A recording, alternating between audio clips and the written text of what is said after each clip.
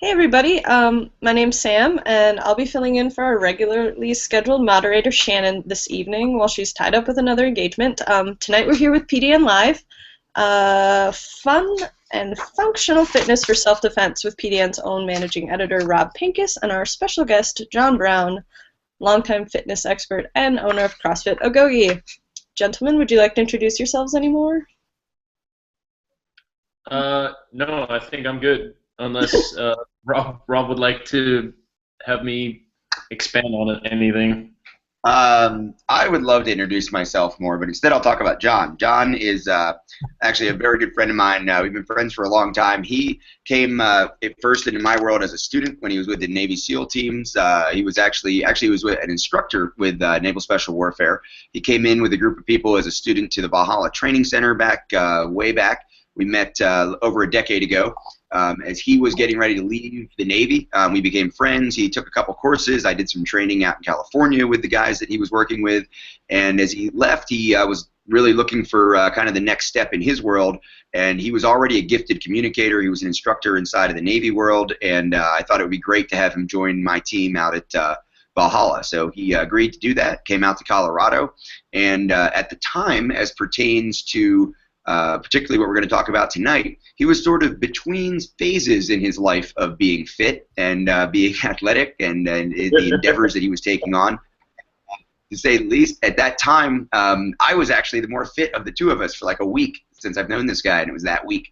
So he shifted gears radically, though, and he actually really inspired me in terms of taking fitness a lot more seriously and looking at what he's done personally and professionally over the last decade as an educator, both at Valhalla, myself, working with him there, working with him through the combat focus shooting team, and him being a leader with our nationwide and worldwide team of instructors, and seeing what he's done in the CrossFit world since he started CrossFit Agoge, and he and his wife run that operation in Western Colorado, and now seeing them as leaders in the CrossFit community, especially with the CrossFit Kids program, has continued to inform and inspire me. He was one of our first contributors here at PDN, and he, of course, wrote about fitness and personal fitness endeavors and the way that fitness affects personal defense and the way that people can gain what we refer to as functional fitness. Not fitness for its own sake, but fitness for the sake of things that you're interested in. And we know that Personal Defense Network viewers and subscribers and fans and followers are interested in being safer, being able to take care of themselves better, being able to take care of their families better, other people that they care about, their communities, for the armed professionals, and our country, for the military guys that are tuning in. And John's just got some amazing advice and a lot of real-world experience as pertains to making himself fit for duty, and then even more fit in the aftermath of his professional career in the public sector, and now, of course, being an educator, helping other people to be more fit in the private sector. So that's John. Did I hit most of it, John? Yeah, no, I think you hit most of the I think you hit most of the Nothing additional that I can really think of. You did a far better job than I normally do. Maybe even borderline hyperbole. Not that you don't normally tread lightly in those waters, but. Okay, just a reminder, this is being hosted by PDN. If you want to access any of our social media accounts, there's at @P_D_N for Twitter and Periscope, at PD Network for Instagram, and then Facebook.com/Personal Defense Network. Might as well get into the first question. Joseph asked this for both of you, but it's a two-part question. John, what are the top 3 ways to keep fit for defense that you can do from home? Top 3. Well, I guess probably the first step is recognizing that you need to do something. You can't just, hope that you're going to be in better shape than the person you need to defend yourself or your family against. There's no magic pill or amount of gamma radiation that's going to get you to, from 0 to defensive in any amount of time. So kind of living with a plan in place is a really good first step.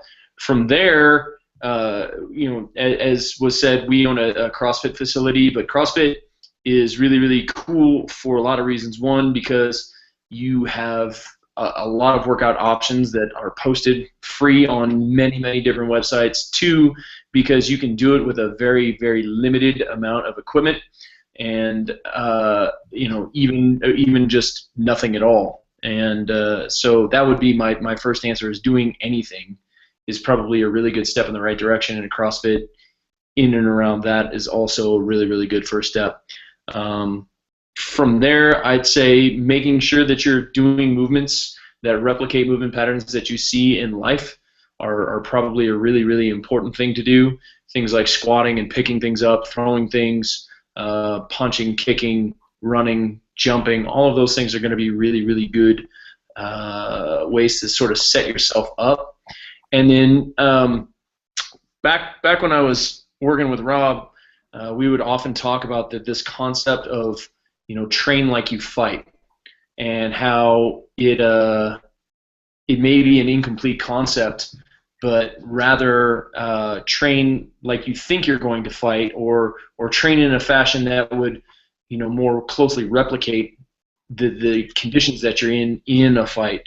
And so in CrossFit terms, we call that training for the unknown and the unknowable. So workouts differ every single day, and there's no necessarily set routine other than you're going to do functional movements or movements that you see in the world. And then two, doing them with the goal of moving as quickly and as well as possible. So coming back into the combat focus world, it would kind of be like a balance of speed and precision drill. Yes, I want you to have really, really good technique. Yes, I want you to move fast. And let's kind of blend those two into something that in the end is going to push your own personal limits, push your own threshold with regards to fitness. So that would probably be my take on that question. Okay, and then Joseph also asked for you, Rob, what can they do on the range to keep fit? The range, we have a program called Fit Shot that we started several years ago, 5-6 years ago now, that is really not designed to keep someone fit or to get more fit on the range. I think what's missing from that equation is people see that program, or they see us talk about fitness or personal defense, and they want to sort of overly combine those two endeavors. What I think we use Fit Shot for, what I think Fit Shot's important for, is motivating people who are already shooters, already people who like the gun or like the range, to get more fit, kind of show them where their capabilities could be enhanced by being more fit, to have a higher level of potential that they could reach with their athleticism. I was talking about the difference between fitness and athleticism. I think we'll get to that at some point, but the idea of getting more fit on the range, I'm not a big fan of. If you're there at the range, you should be working on range stuff. There are certainly physical activities you could do on the range that'll remind you why it's important to do your squats, do your kettlebell work, do your deadlifts, do the cardio, do the things that will help you to run the range better, run the gun on the range better. Today we did our advanced pistol handling course, and we jokingly call some parts of that gun yoga, where people are moving around in a lot of different positions, drawing the gun from a lot of different orientations, really testing their range of motion, really testing their flexibility and their strength and their ability to safely maneuver the gun, not only to not point it at themselves, but to not point it at anyone else on the range, to make sure that that gun is oriented and controlled all the time while moving a lot. Fighting is an athletic endeavor. Defense, armed defense, fighting with a gun is an athletic thing, and way too much range time is spent static and even mechanically ignoring the realities of what John was just talking about, which is accept the conditions under which you're likely to have to fight, and that's how you should train. And that means being athletic, using your body, using your fitness to its potential out on the range. That's really the best thing you can do out there. And, kind of piggybacking on that, I think we can probably, lay some of those similar concepts into a gym setting or a training setting, a physical fitness training setting, in that, the sort of stereotypical gym world using machines and doing isolated muscle sort of exercises won't necessarily give you the same benefit, because you're in a very controlled, everything's a almost hyper-controlled situation, whereas you're going to have to be acting on different forces and have different forces acting on you if you are in any sort of engagement, whether it's armed or hand-to-hand. And so again, just trying to put yourself in as realistic a situation as possible in all of your training, whether it's mental training, whether it's physical fitness training, or even combat, any sort of combat style training. Okay. I have another. Just real quick, I'll piggyback on your piggyback, because there may be people tuning in tonight who don't normally watch what we talk about at PDN or the way we approach training through CFS or any of that, or maybe even through CrossFit, who are into fitness. And one of the things you touched on is things like this. To give an example of what we're talking about here is like a squat.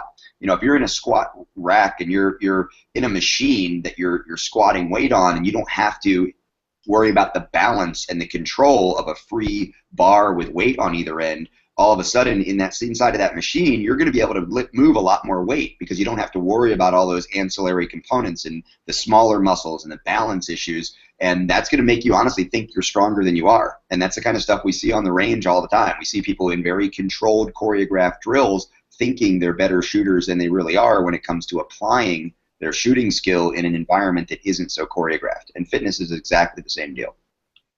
Okay. Okay, I have another question for you, John. Brad writes, now that I'm getting older, it seems most guys my age who stay vital and strong are on testosterone supplements. What are your thoughts on those? Well, first off, I'm not a physician, and generally speaking, the people that prescribe those things are physicians. I tend to take a sort of as non-invasive as possible policy. And so if there are things that you can do to elevate your levels of testosterone before you actually resort to some sort of supplementary testosterone or hormone therapy, I think those things are probably the things to be pursued first. We did a very small-scale study with some older folks, early 70s, late 60s, and the big thing that we tested was relative, I guess, endogenous testosterone production. So we actually had them come off of their hormone therapy and just do things like deadlifts, just moving weight and moving their body, and we saw increases in their ability to produce testosterone on their own. But again, this is all it was all just things that we saw in the gym. There wasn't any actual data. We didn't actually take any data to back it up. That wasn't the premise of what we were trying to do. We were just trying to get people who were closer to that, older age to try and maintain their independence. So that would be my first answer, is just work on getting stronger, and you'll probably end up producing more testosterone on your own. That and eat more meat. Okay. Okay. I have a question for you now, Rob. James asked, should we be doing exercises with some sort of pack with weights? Is that beneficial? I think that, from my perspective, the first thing we need to work on really is the application of our potential. So range of motion issues,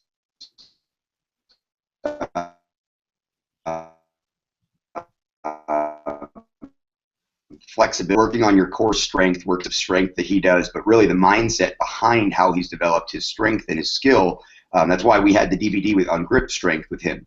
I think that there are things that I see people do, like strap a pack on, or strap on a weight belt, or strap on a vest that'll hold the weight pockets and things like that, have pockets for weights, and they'll jog or they'll run or they'll get on a treadmill, or maybe they'll do the squats with those things on. And what I'm afraid of is that if they jump right to that, they're going to start compromising their technique, because again, it's about these metrics. It's about how much weight can I move with, or how far can I run with so many pounds, as opposed to just developing your personal skill first to some level of potential, and then increasing the weight, or then adding on the load. Air squats are an exercise that I've seen change people, just literally standing and nothing else but in midair, just learning how to get your range of motion and keep your balance while you squat down in a strong position and then stand back up. And if you do 15 or 20 of those in a set repeatedly with short breaks in between, you're going to see changes in the way you move and changes in how you can use your body. long before you put any weight on top of it. But John may have some thoughts on that too that are same or different. I don't know. Same and different. It's the same thought, but for different reasons. If you're running around in body armor all the time, then that might make a little bit of sense, at least for just to prepare yourself for the rigors of your profession. But if you're not, then I think there are a lot of things that you can do that come before that. Definitely. Wearing body armor, it takes a long time to get used to. It takes a long time to figure out how you're going to manipulate your weapon systems. Even just something as simple as sitting in the car, those things are all affected by that. And so training as realistically as possible, if that's your reality, then yes, you should probably do that every once in a while, but also not do that probably the majority of the time. Yeah. Because you want to add as much variety to what you're trying to do as possible, because you never know what situation you're going to be in when things turn for the worse. Yeah, I just want to take a moment to remind you guys that we do have a free PDN newsletter you can sign up for. There's a link to that on the description for the YouTube video. That aside, I have another question for you, John. During static training, what's the best exercise for my students, and this was asked by Ray, by the way, for my students to get their heart rate going, then run them through the static firing scenario?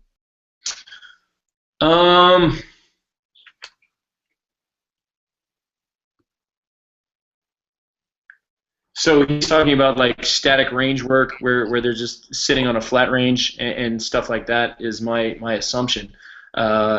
Anything where the gun is holstered, if you're talking about pistol work or slung potentially, and really anything will work if you're trying to get their heart rate up. I know some of the stuff that we've done with Rob included wind sprints, sprinting back and forth between firing lines, but only orienting towards the target area or the threat area when the instructor makes whatever firing command, and by that time their heart rate's up and you're still using a static firing position. So have them run from one end of the range to the other and then back, and then start their sequence of firing, or things like jumping jacks, squats like Rob was talking about. Have them knock out 15, 20 squats as fast as they can, and then immediately upon that try and test their limits with whatever the static drill that you're doing is there. But I mean, there are infinite number of just body weight exercises that you can do. The question is just do them fast, and you should probably see elevation in heart rate and respiratory rate. That makes sense. Okay, I have another one for you, Rob. This is from Treg. He writes, we often see basic shooting stances always with a solid bilateral base. While real-world situational training, everything is outside that posture. What are your thoughts and applications for the shooter? I'm not, it's the word bilateral could mean a couple of different things. So if he means a bladed stance, yeah, I think it's a very mechanical approach to shooting. The reality is we see a lot of people come out to the range. I learned how to shoot in a bladed stance. I learned how to shoot with that kind of classic Weaver position, and that's what I practiced for a long time. I thought that was a good idea. It's not. I know that now. Wrong. A lot of people are wrong about it. The whole concept is flawed, and in fact, a whole bunch of other flawed things came around it, like double taps. Why? Because when you're in a bladed Weaver position, you can't manage recoil shooting quickly over an extended string of fire. So double taps became the mantra, because if you try to shoot more shots than that quickly, you're going to off the target. So you have a whole bunch of false beliefs that are based on that kind of a structure. The first false belief that the questioner already identified, the idea that you're going to be in some magic position. So what we teach is what we call a natural and neutral stance. First of all, it's natural because it's a lowered center of gravity stance. When people are startled, people go into fight mode, we know that overwhelmingly they're going to lower their center of gravity by bending at the knees and closing the hips, bending forward at the waist, relatively oriented towards their target, at least with the upper body. That lowering of the center of gravity, when it happens as a startle reaction, happens without any movement of the feet. The feet just are where they are. So if you're standing and it's something off to your left and you orient towards it, then your left foot's going to be in front. If it's something off to your right foot's going to be in front at that moment. So That's the natural part. Weight forward towards the threat, lowered center of gravity. The neutral part is where we acknowledge that stance really doesn't matter. Your feet could be left foot forward or right foot forward. You could be bladed or you could not be bladed. But because it doesn't matter, it's incredibly important, counterintuitively, that when you're on the range, you not stand one way or another all the time. So if you always stand with your strong side foot back and your weak side foot forward, and if that's who you are, I'm talking to you, if this is something you do, just go, make a finger gun or pull a, dry gun out or a SIRT pistol or put a banana in your pocket and switch your position, right? Put your right foot forward if you're right-handed instead of your left, and blade as dramatically as you normally blade, but reverse it and drive your gun out and see if it feels awkward. And it probably does. I know for me it did for a long time, and for a lot of students on the range it feels awkward. Well, why would you set yourself up so that having one foot or the other in front, which is entirely plausible, makes you feel awkward? It's ludicrous. So training in a natural way is one thing. Training in a neutral way means that your feet are about shoulder width apart, not staggered dramatically, but sure, sometimes your left foot's a little bit in front. Sometimes your right foot's a little bit in front. Sometimes your feet are a little bit narrower. Sometimes your feet are spread a little bit wider. Because if you're not changing it up, and if you're not doing things like shooting from a chair and shooting from the ground, shooting from your back and shooting from your stomach, then you're not really acknowledging the reality of your feet could be anywhere and in fact don't need to be anywhere. I said it on our last PDN live broadcast. We were talking about something relatively close but different, and I said, stance doesn't matter. If somebody throws you off a roof and you're plummeting to your death, I want you to shoot that guy on the way down. You don't need your feet anywhere. You need your body positioned as best as it can be wherever your feet happen to be. So natural and neutral is the preferred training method for where your feet should be. That makes sense. John, this is one for you from Charles. Which is more important, strength training or endurance training? So it would seem like there's a sort of presumption that they're mutually exclusive, and that is completely incorrect. I'm yet to be in a fight where I didn't require both elements of both strength and endurance and a bunch of other things all at the same time, not to mention a little bit of luck. And so when we train, we want to try and blend or blur the lines or the distinctions of those things as much as possible. So that's one of the reasons why I said, when you're doing your exercise, try and add an element of moving quickly and try and blend different components of exercise as much as possible. Maybe not quite random, but at least as varied as you possibly can, and that'll sort of shore those things up. If we're looking at something like a UFC fighter or an NHL hockey player, decidedly some of the fittest professional athletes in the world, and you can tell right away just from watching a UFC fight or an MMA fight that they have to have both strength as well as cardio and stamina going on at the same time. And so again, it comes back to that notion of why would we train differently than we would expect to fight. So I would say blur the distinctions, and neither is more important. They're both equally important. However, you probably want to spend more time working on the thing that you suck at most. So if you're like me and you just absolutely despise running, that's probably a really good indicator that I need to run more. Okay.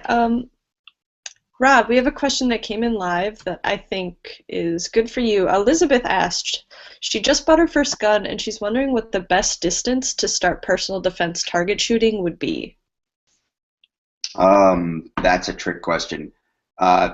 Take the target shooting out of the equation, and the data set that I use and rely on, not really related to fitness, I guess, but a quick tangent because it's an important question for somebody who's a new gun owner and newly interested in defensive shooting training.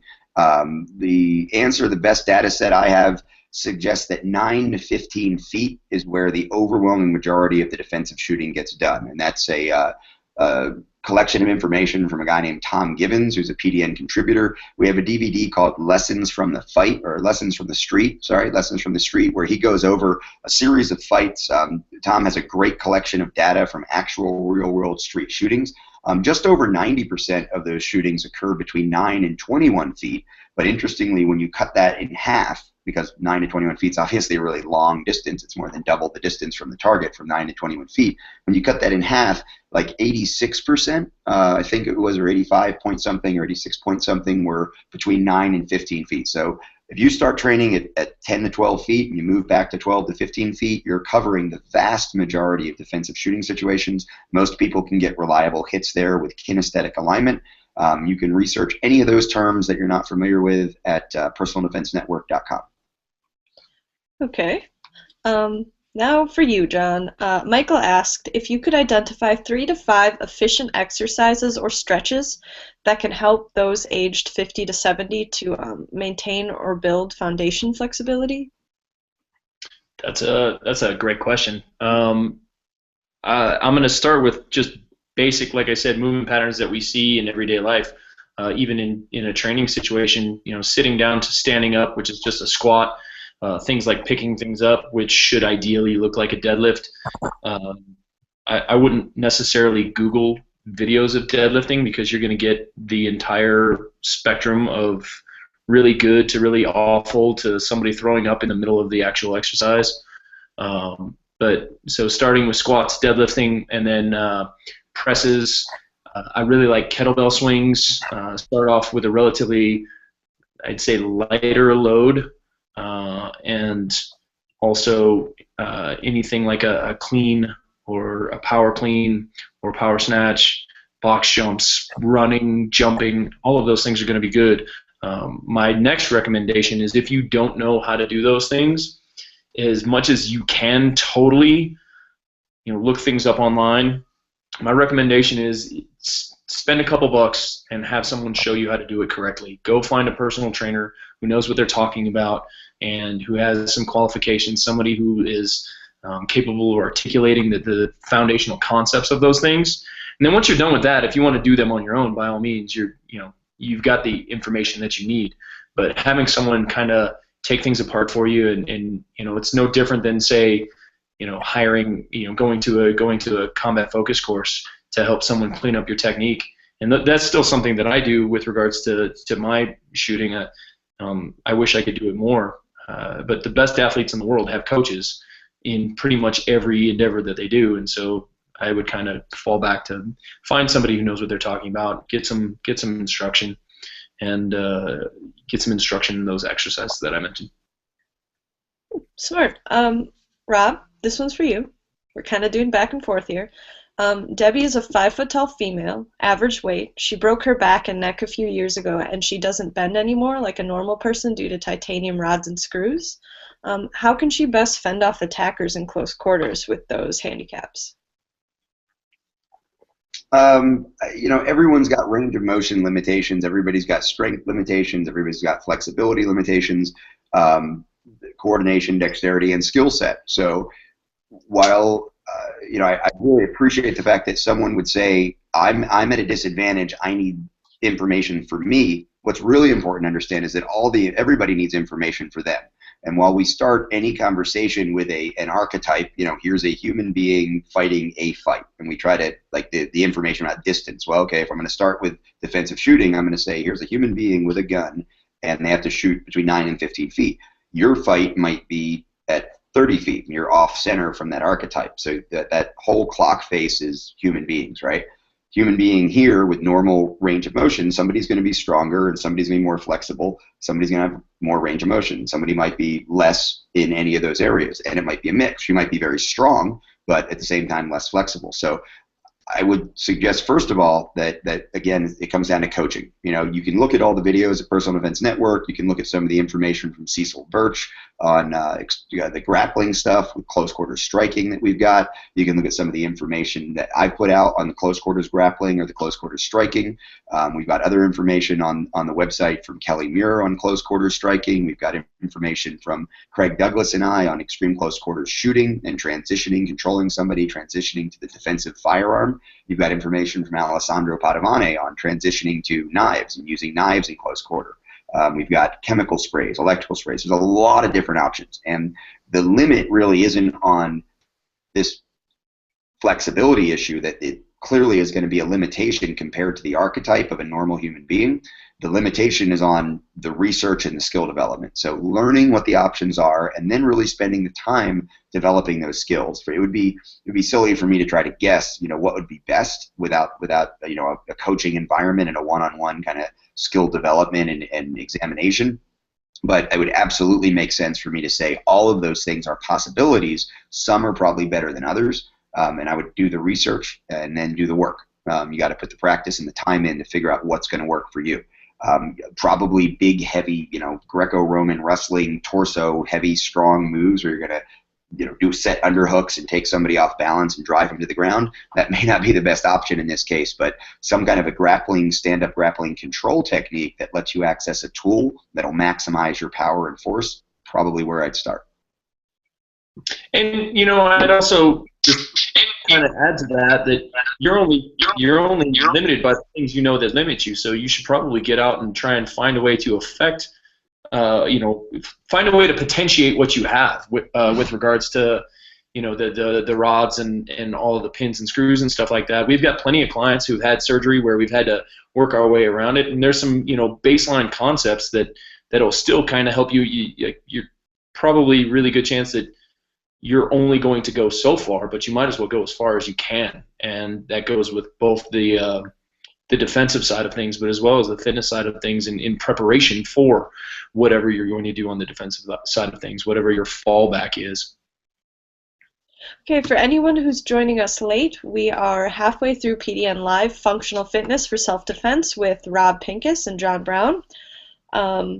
Remember, if you want to access PDN on social media, you can see us at @P_D_N on Twitter and Periscope, at PD Network for Instagram, and Facebook.com/Personal Defense Network for Facebook. I have another question for you, John. Mark asked, I've heard of programs for helping with eyesight.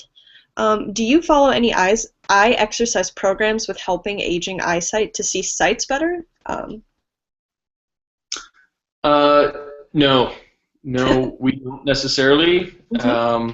That would be well outside of my scope of practice, especially when considering all the data that Rob just spoke about and the sort of combat focused mentality that, there's probably a time and a place where sights become really, really important, but that's probably not going to be necessarily the majority of the time. And so, yeah, no exercise for that on my side of the table. What about you, Rob? Do you have any experience with exercise like that? No, it's a really interesting question. I think that I have seen information about how people can develop peripheral vision or try to speed up the speed with which they can acquire their sights and those kinds of things. I found them all to be really misplaced in the dynamic environment of a defensive shooting environment and overly complicated and relying on some extreme technical research that's been done in a controlled clinical environment, perfect lighting conditions, isolating the body, knowing what's coming, seeing how fast people can refocus or whether they can read in their peripheral vision or something like that while focusing on something else. And it's all very contrived. And while maybe there's some application at the highest levels of Olympic athlete, USPSA Grandmaster World Champion stuff, I don't think from a personal defense standpoint a lot of that stuff is applicable. So I'd be really careful researching that too much and really go back to what we were talking about with the rods or the back or anything else. What's your potential? Maximize your potential and know how to use your body as well as you can before you start trying to think about any dramatic changes to what your raw materials are. Yeah. Okay, Rob, this one's for you then. Michael asked, what exercises are best to strengthen the muscles used for the presentation and firing of a handgun? I think that the really interesting thing there is that if you think about the defensive context of presentation and firing the handgun, we're using, there's hardly a part of the body we're not using and engaging when we do that in a dynamic environment. So if you think about getting caught off guard and that lowering of the center of the gravity, the orientation towards the threat, any natural reactions that get initiated first, a lot of those are full body gross motor actions. Then you reach for the gun, and you're going to get big arm motions. If you're carrying appendix, you're going to open your hips up. You're going to push your hips forward so that you're not going to cover yourself when you grab the gun. You're probably moving laterally, so now your legs, your hips, all those muscle groups are working. And once you get the gun into your hands, now you're using all the musculature and the ligaments and the tendons and all the contraction on the grip and the fine motor skill of placing the grip, placing the trigger finger, placing your thumb, moving your hands together. So you've got all that stuff going on. Now you're going to drive forward. Well, of course, your head and your neck are aligned on the target. You've got the eye muscles moving the eye. You've got then the gun coming out into focus if you're looking at the sights or just into your line of sight. Now your shoulders are really going to lock out and engage. Your back muscles are part of that support system. So I don't think there's an area that isn't being used. I think that's important to note. Things like the air squat, can't beat it. Kettlebell work, I really, for a long time I was doing a lot of kettlebell work. You've got grip strength there, you've got balance, coordination, you're bending the arm, you're using the shoulder. If you're doing kettlebell swings, you're using the arms and the hands and the shoulders in conjunction with the hips. You're getting balance in there. There's a lot of things you can do there when you start tossing the kettlebells and flipping the kettlebells. You've got grip release and grip strength and development and targeting and accuracy that goes on. So, if I were going to pick something, I would say do some really dynamic kettlebell work, but it's not a certain muscle set, that you're working. It's holistic. Definitely want to get John's input on that one too. Yeah, I think probably as a baseline, anything that's going to acquire greater midline stabilization. So anything that's working the sort of abdominal muscles as well as the musculature of the back all the way through. Things like getting your hips stronger. So again, coming back to the squat and the deadlift, and then anything that's going to allow you to move. So if we think about shooting sort of as a mechanical thing, one of the things that we always talk about with let's say recoil management, if you're trying to manage recoil with a sort of soft gooey center, you're probably not going to be working the gun as efficiently as it was designed to work. So being able to stabilize your midline, core strength, I guess would be another way of saying that. Things like shoulder work, upper back work. But again, keep in mind that none of those things, like Rob said, are working in isolation or to the exclusivity of the other muscles. So anything that's going to challenge your entire body all at once is going to be something that's more realistic and therefore more beneficial for any sort of defensive training.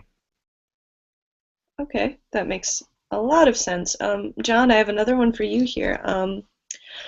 Our asker is Marcus. He's middle-aged, experienced with sports and military work, and he wants to be able to stay physically fit to be able to, as he said, go the distance compared to 3 seconds of fury. What's a good marker for physical training in hours a day per week for the year to kind of maintain that sort of physical fitness? It really depends on what you're doing with your time. Typical CrossFit workouts are going to last anywhere from 2.5 to 20 minutes, and you're going to find that if you're doing it right, those 2.5 minutes, those are the workouts that you tend to fear the most. Those are the ones that hurt the most for sure, because you're moving constantly as hard as you possibly can, which sounds very, very similar to being in a fight, especially a fight for your life. So I think doing those sort of things and then mixing it up with some other longer duration, but again, the goal is to produce as much horsepower as possible. So you want to be pushing your tempo as much as you can, pushing your intensity as much as you can. And that's the same for anybody. Quite honestly, the founder of CrossFit has said that the physical fitness needs of our Olympic athletes and special forces soldiers differ not by kind to our stay-at-home parents, but it differs in degree. And so, for someone who's any age, probably doing functional movement patterns that you see sort of all over the place, and doing them as fast as you possibly can, and mixing up the duration of the exercise and the load used during the exercise is going to be able to get you to a place where you can manage that long term.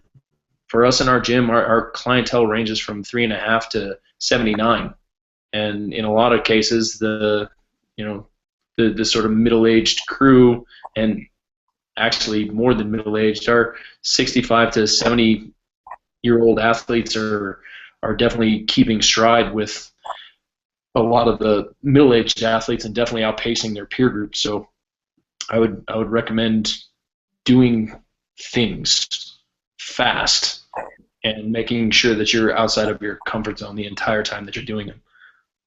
Cool. Rob, this one's for you. From Tom. Tom suffers from degenerative disc disease. In the event he's attacked and struck in the back with a blunt weapon, he obviously is going to be put out of commission. He says he does his best to be alert to his surroundings and continues to develop situational awareness skills, but he was wondering if there were any techniques you could recommend that would help him develop lower back strength without hurting himself further. Yeah, I was really close. 2010, I was really close to surgery. L4 and L5, and my back are pretty jacked up, and so I get where he's coming from. I would immediately, change the mindset of if you get struck, by something, you're taken out. The reality is you could sit down wrong and be taken out. You've probably had those moments where you move the wrong way and you hit that nerve and you're done for a minute.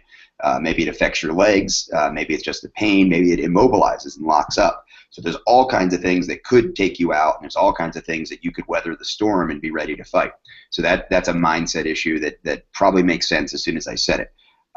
Getting back to what you said, to be stronger, to be more capable down there, you got to strengthen the muscles around the vertebrae. You got to strengthen the muscles around the lower back, and like the psoas muscles, the muscles that are crossing, and those midline stabilization muscles that John was just talking about. So kind of, we keep saying the same things, right? Deadlifts, air squats, kettlebells. When I went through that near surgery, I ended up getting some epidural steroid injections that shrunk everything up, got rid of some of the swelling, got rid of some of the pain, and allowed me to start a therapy that was started with air squats, started with kettlebells, started with other light deadlifts, and working through the period where I really got as heavily as I've been into any kind of organized approach to fitness that I've ever been in my life. It was specifically to strengthen that area. And that's what led to me becoming, finally sort of becoming that getting officially certified as a CrossFit coach. Led to me opening a gym, working with a lot of other guys, and teaming up as a co-owner with Endeavor with Endeavor CrossFit in Columbus. That was full circle for me, because when John first started sort of his journey heavily in the CrossFit, I participated. I'd play around with him, and to me it was fun. It was a challenge. It was, let's go do this once or twice a week at best. Go do the workout and kind of ignore the stretches and ignore the range of motion, ignore the warm-ups, and just kind of do it as more of a male bonding, hang out, go do something fun kind of ritual. I didn't start taking CrossFit seriously and taking my own fitness seriously until I had a very similar situation to what you may be in. So I get it. The thing is to do is start light. Obviously, start with good coaching. Go find a good quality coach that's not interested in you just putting up a big score on the whiteboard or a great time on the website, but really fixing your problems and addressing your concerns. So not only CrossFit, but I got a lot of really good information out of Jeff Martone at Tactical Athlete. I went through his kettlebell instructor program also, and he's also done a lot of rehabilitation and strengthening, particularly in the area of his shoulders through his work. So he gets it as well. That's going to be another good resource for you. Okay. Up next, a question for John.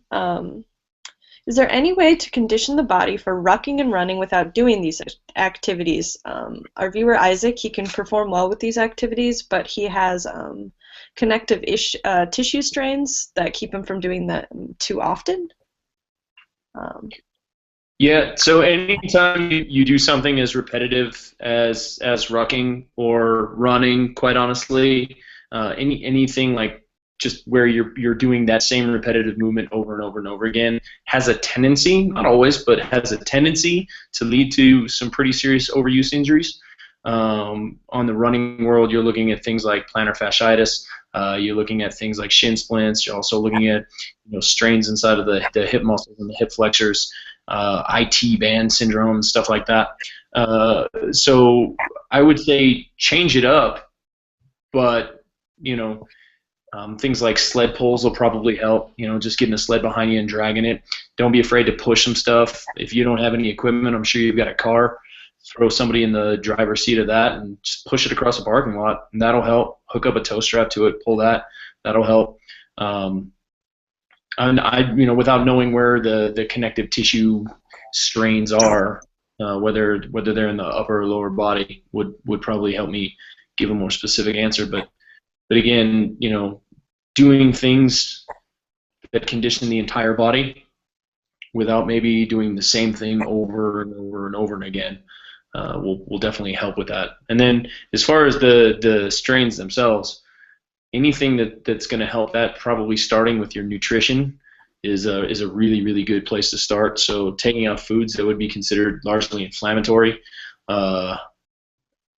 maybe upping your fish oil if you're not necessarily going into a combat zone or something like that where you're worried about blood clotting issues. That's all going to help you kind of balance out some of those connective tissue problems.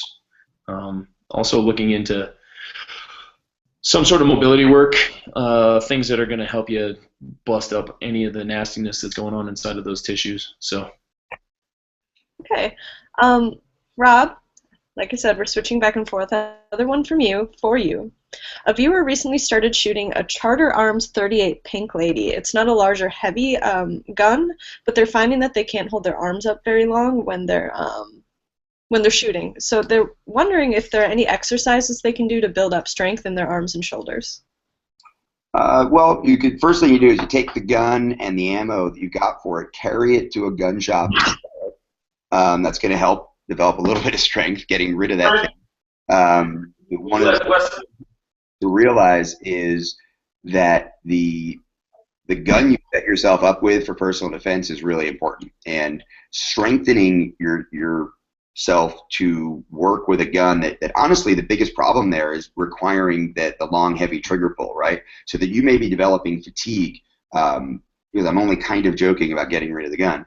You may be developing fatigue just because of the long, heavy double-action trigger pull. Maybe you're dealing with recoil, depending on what kind of ammo you're using in that gun. I would seriously look at a striker-fired gun, a modern semi-automatic gun.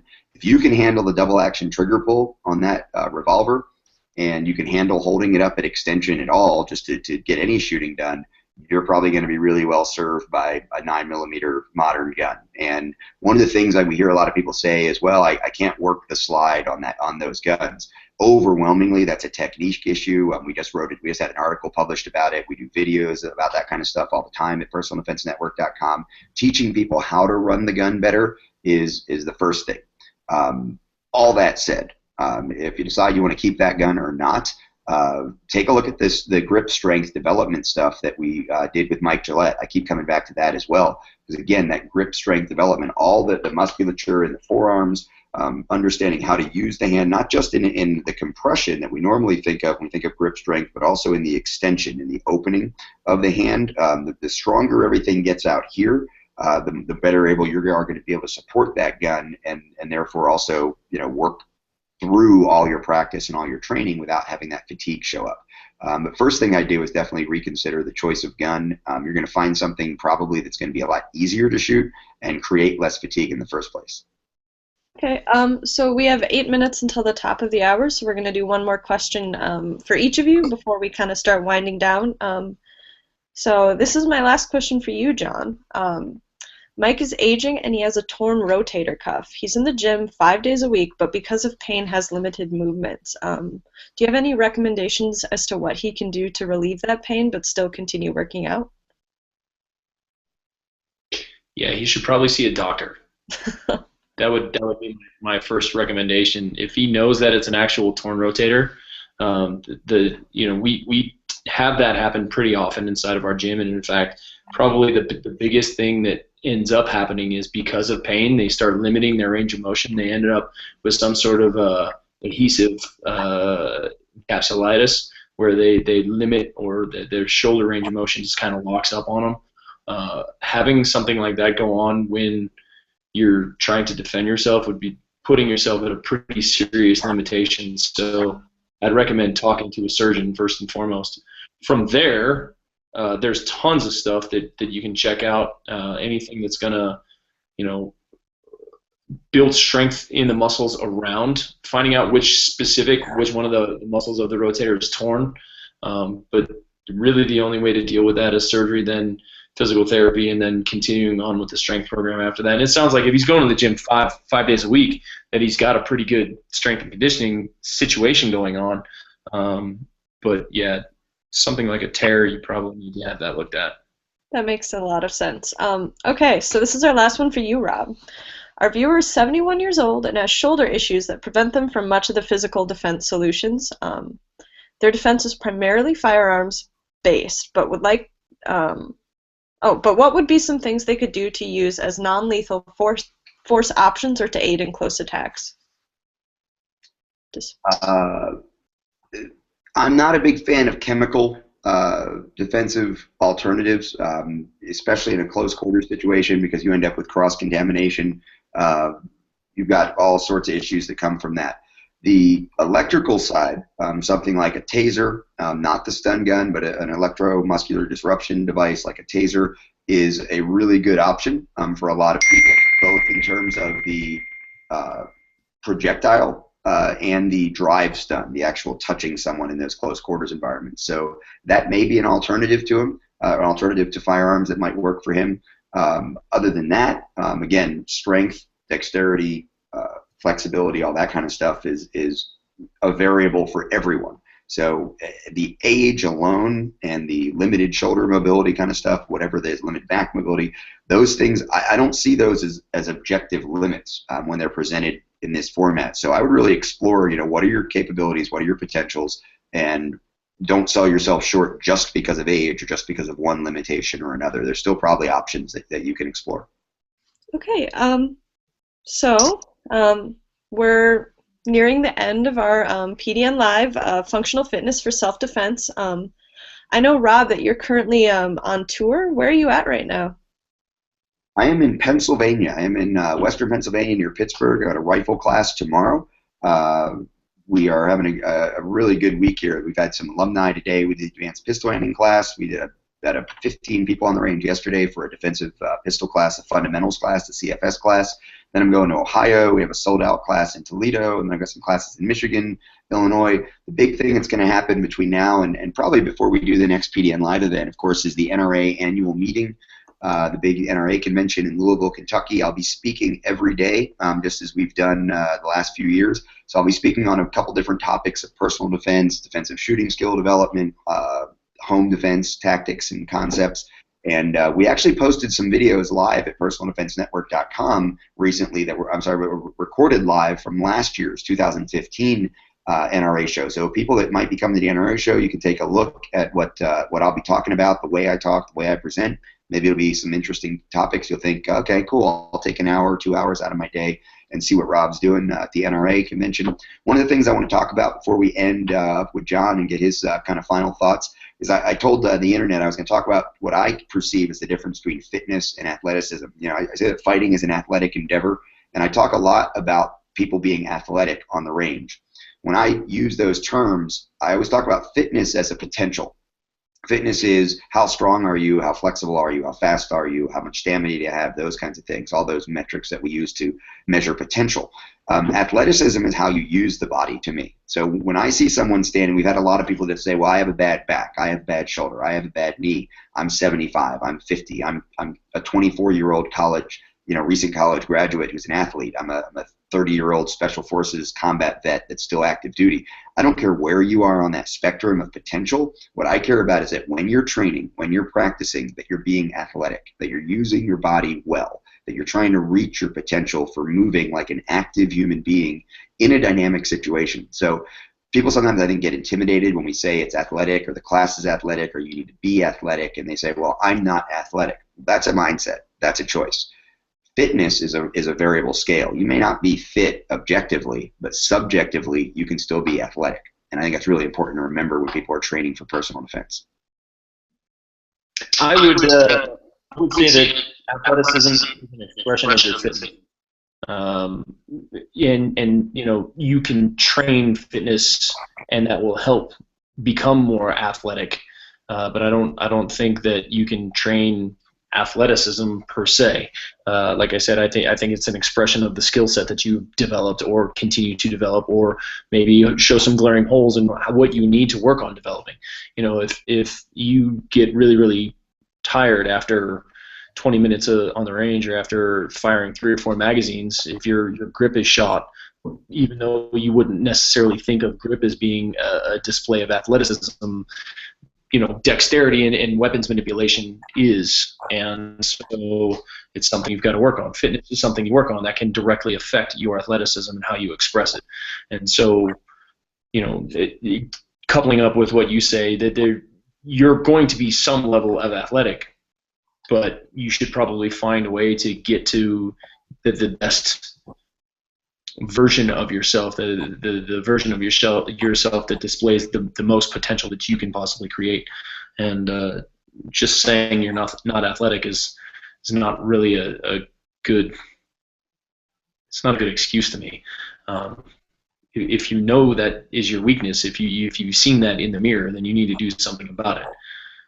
It would be the same as saying that you're a gun owner and that you don't know how to shoot the gun. You don't ever do anything to enhance the skill with the firearm, or, you know, whatever weapons. You're not a good cook. You know, it doesn't matter what you're talking about. They're all expressions of your relative strengths and weaknesses, and you should probably do something to enhance that, get a little bit closer to your best potential. Okay, before we go offline, would you guys like to plug your social sites so viewers can know where to find you after tonight? Sure. John. Yeah. So the CrossFit Gym's social site is at CrossFit Agoge. That's AGOGE. Rob has tagged it or hashtagged it, or I don't even know. I'm not really a super social media guy, but I've recognized that for me that is my weakness, and I should learn how to play nice on the internets. So yeah, at CrossFit Agoge is our Instagram site, and then also CrossFit Agoge on Facebook. Keeping in mind that there is another CrossFit with a similar name. We're the one that's located in Montrose, Colorado. Okay, cool. Well, do you guys have anything else you'd like to say before we say goodnight, or no? I appreciate everybody interested. I know that this, you know, we talk about guns, we talk about knives, we talk about unarmed combat, this and that. John, I really appreciate you coming on to help people that are really interested in this much more fundamental and really comprehensive life skill. Fitness for personal defense. Obviously, if you're more strong and better fit for fighting, you're going to be stronger and better fit for life. And that's really what fitness is. I talk about the base of the pyramid a lot in our companies and in our product and development, content development for PDN. Our ethos at ICE Training and Personal Defense Network is not just wanting to be up here at the tippy top of the armed professionals, you know, the top of the military spear, or the guys that are the gun shooting hobbyists or have all the newest, latest guns and they're kind of into the equipment. We really want to appeal to everybody. If you're still smoking and you just get inspired by something you heard tonight to be a little bit more fit, a little bit more athletic, a little more capable, and you're going to stop smoking, cool. Like, I don't care if you own a gun, own a knife, ever even see yourself using force to defend yourself or your family. If you just want to be better and somehow you stumbled onto this live broadcast, cool. Like, be better, be healthier. And fundamental personal defense includes fitness. Fitness doesn't have to include personal defense, but man, you're just better off at life. You're winning better at life if you are more fit. So personal defense, any kind of approach to functional fitness is important. We have a lot of information at personaldefensenetwork.com. You can get a lot of information from CrossFit in general. And while John doesn't put a lot out in social media, if you look for what's going on at CrossFit Agoge, you're going to see videos, you're going to see comments, you're going to just see the workouts they're doing every day. And maybe post a question on their Facebook, maybe post a question through their IG feed, and get John to answer that directly. We're going to also be answering some questions over the next 24 to 48 hours. John and I will both pop into the question area underneath of the window that you're watching. If you're watching at personaldefensenetwork.com, if you're not watching there, head over to personaldefensenetwork.com, look for this live broadcast, and ask your follow-up question. If we said something tonight you want a little bit more information on, tune in there.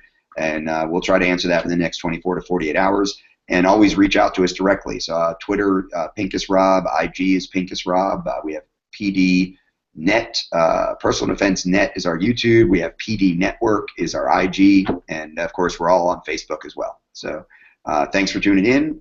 Look for us putting out new information every couple of days at personaldefensenetwork.com. Click on the training tab to learn more about the Personal Defense Network training tour and where I and all of our other instructors will be in the upcoming months. We tour through the end of July.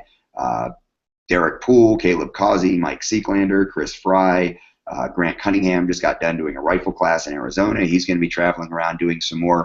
Who else do we have? Barrett Kendricks, another one of our guys. Jamie Onion.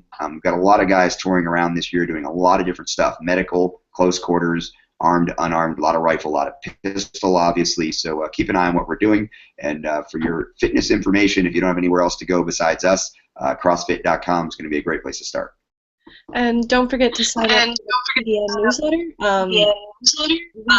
We run these events every month, so next month. Good night. Thank you.